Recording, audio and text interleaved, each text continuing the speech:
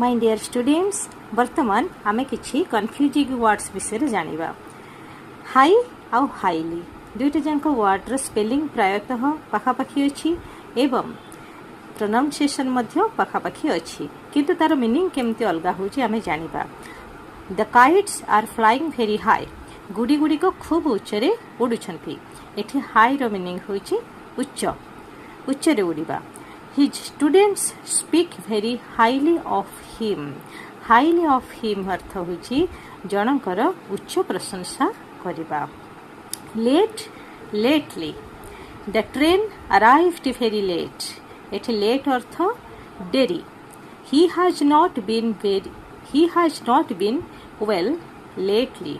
अल्प केते दिन हेला तांको देह भलो नाही। एठी lately अर्थ होछि अल्प किछि दिन हेला। Loudly, aloud.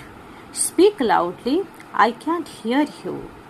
एठारे loudly अर्थ होछि बड़ पाटी रे कहिबा। Read aloud, पाटी करी पढ़ माने पाटी करिबा। Most, mostly. I like roses most.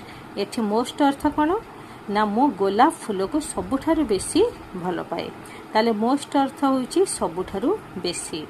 The people here are mostly Indians. एठारे mostly अर्थ कोन ना एठारे थिबा लोकमानक भितरु अधिकांश भारतीय। एठी mostly अर्थ होछि अधिकांश। Near, nearly. Do you live near? तुमे पाखरे रहुछो। एठी near अर्थ होछि पाखरे। The work is nearly finished. कामटा प्राय शेष होई गलाडे।